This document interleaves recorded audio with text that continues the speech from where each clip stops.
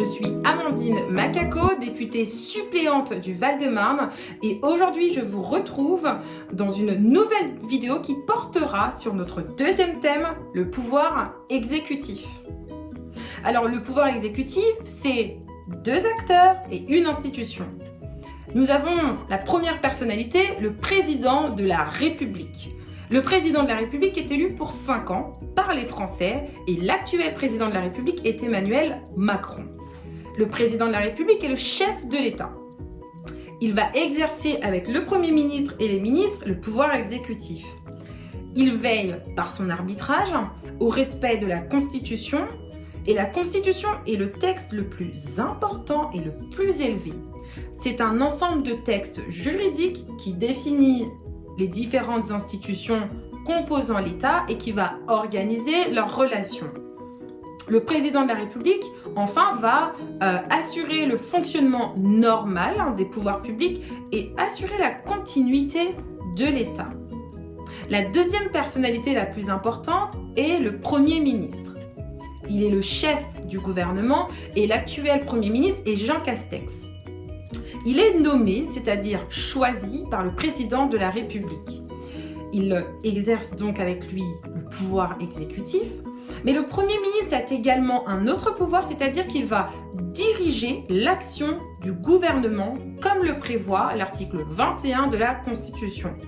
C'est-à-dire qu'il va dire aux ministres ce qu'ils doivent faire pour appliquer la loi et il va également s'assurer que les ministres ne fassent pas des choses contraires à la politique du gouvernement. Le gouvernement, c'est l'institution qui exerce le pouvoir exécutif. Le gouvernement décide et entreprend les actions nécessaires à la conduite de l'État. Il est composé de ministres et de secrétaires d'État.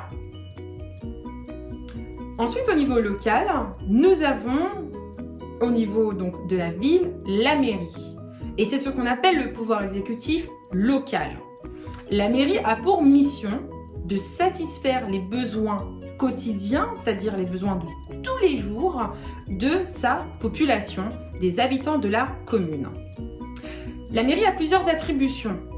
Donc elle a plusieurs missions. Et dans ces missions, il y a par exemple l'état civil qui consiste à enregistrer les naissances, les mariages et les décès sur le territoire de la commune. Et dans chaque mairie, il y a un conseil municipal. Le conseil municipal est élu pour 6 ans. Il est composé des conseillers municipaux, des adjoints au maire et du maire. Le conseil municipal va régler par des délibérations, c'est-à-dire par des décisions, les affaires de la commune. Le maire est le représentant de la commune, c'est-à-dire qu'il est le chef de la ville. Il a également un mandat de 6 ans, c'est-à-dire qu'il est élu pour 6 ans. Et avec ses adjoints au maire, ils vont contribuer à la mise en œuvre de la politique dans un secteur donné.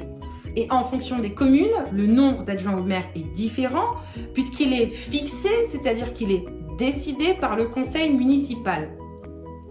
Alors si toi aussi, tu souhaites intégrer le conseil municipal des enfants, n'hésite pas de te rapprocher de ta mairie pour connaître les modalités d'élection.